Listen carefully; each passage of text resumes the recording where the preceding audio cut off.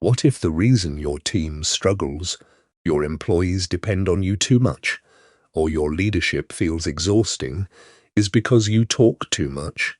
What if becoming a better leader has nothing to do with giving smarter advice and everything to do with asking better questions? In today's video, we're diving into one of the most practical leadership books ever written, The Coaching Habit by Michael Bungay Stanier. This book teaches a simple but powerful idea. Great leaders don't always provide answers. Great leaders create thinkers. And the best part? You can start using these techniques immediately, at work, in business, at school, or even in everyday conversations. By the end of this video, you'll learn the 7 coaching questions that transform leadership, why advice can secretly damage growth, how top leaders empower people instead of controlling them, and how to become someone people trust, respect, and follow naturally. Let's begin. The biggest leadership mistake. Most leaders believe their job is to solve problems. Employee has an issue? Fix it. Team feels stuck? Give instructions. Someone asks for help? Immediately provide answers. Sounds responsible, right? But Michael Bungay Stanier says this creates a dangerous habit called the advice trap. The advice trap happens when leaders constantly jump in with solutions before fully understanding the problem. At first, this feels productive. But over time, something terrible happens. Employees stop thinking independently. Teams become dependent. Leaders become overwhelmed. Creativity disappears. The leader becomes the bottleneck for everything. And eventually, burnout. The book argues that leadership is not about being the smartest person in the room. It's about helping others become smarter. That shift changes everything. Instead of controlling every outcome, great leaders coach people to think for themselves. And according to the book, coaching does not require hour-long meetings or formal sessions. It happens in small, everyday conversations. Just a few better questions can completely change the way people think and work. Question 1. What's on your mind? The first coaching question is simple. What's on your mind? That's it. Simple questions often create the deepest conversations. Most people start conversations badly. How are things? Any updates? Everything okay? These questions usually produce boring answers. But what's on your mind immediately gets to what matters most. It gives people permission to speak honestly. And here's why this matters. People rarely struggle with surface problems. There's usually a deeper issue underneath. A stressed employee may actually feel ignored. A struggling student may lack confidence. A frustrated teammate may feel overwhelmed. This question opens the door. And powerful leaders know the quality of your leadership depends on the quality of your conversations. The most powerful question. And what else? Michael Bungay Stanier calls this the best coaching question in the world. And what else? Why is it so powerful? Because most people stop thinking too early. The first answer is rarely the full answer. Imagine someone says, "I'm stressed because of deadlines." Most leaders instantly start giving solutions. But a coach asks, "And what else?" Then the truth appears. Fear of failure, lack of support, poor communication, burnout, insecurity. This question forces deeper thinking. And it also protects leaders from rushing into advice mode.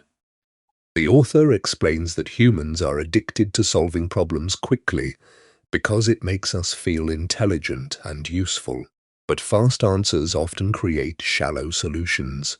Great coaching requires curiosity. The book repeatedly says, "Stay curious a little longer." That one habit alone can transform your relationships, because people don't just want solutions.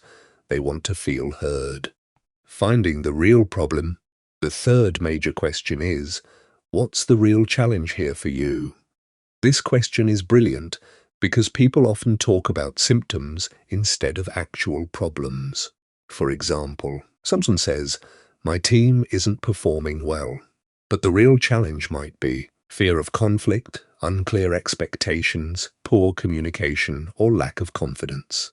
Great leaders don't solve surface problems. They identify root problems. This question also creates ownership. Notice the wording, for you. That part matters. It shifts responsibility back to the person. Instead of blaming others, they begin reflecting on their own role in the situation. And that's where growth begins. Great leaders listen more. One of the biggest lessons from this book is that listening is a superpower. Most people don't truly listen. They wait for their turn to speak, or they interrupt with advice before the other person finishes. But exceptional leaders do something different.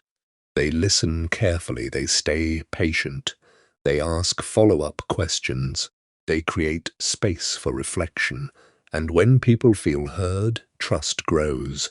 That's why coaching is so powerful. It's not manipulation, it's partnership. The book teaches that leadership is less about authority and more about helping people unlock their own intelligence. That approach creates stronger teams, more confident employees, and healthier workplaces.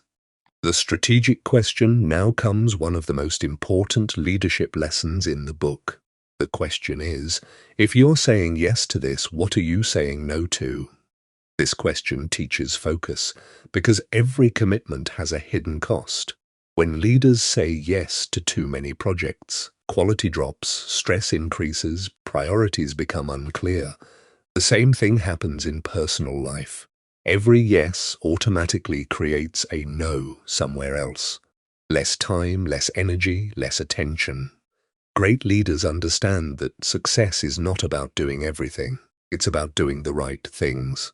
This question forces people to think strategically instead of emotionally. And honestly, most people never stop to ask themselves this. That's why they feel overwhelmed. The book reminds us that clarity creates freedom. The learning question. The final coaching question is incredibly simple. What was most useful for you?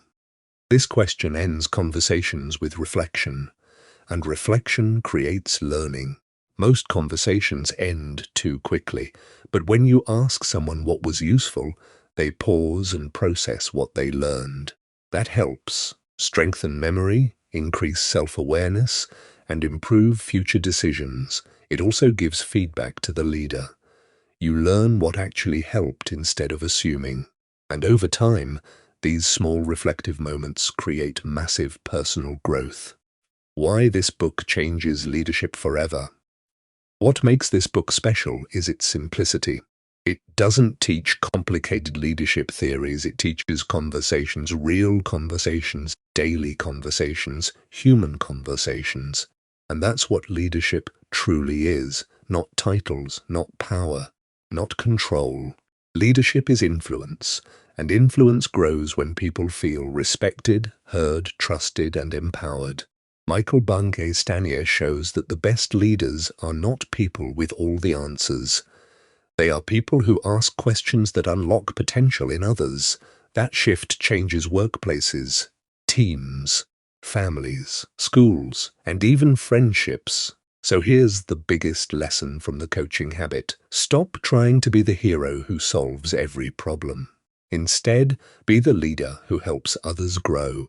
Ask better questions. Listen longer. Stay curious, and create thinkers instead of followers. Because the leaders who transform lives are rarely the loudest people in the room. They are the people who make others feel capable. If you enjoyed this video, make sure to like, subscribe, and share it with someone who wants to become a better leader, coach, teacher, or communicator. And before you go, ask yourself one final question. What's one conversation you could improve today? Simply by asking better questions. Thanks for watching.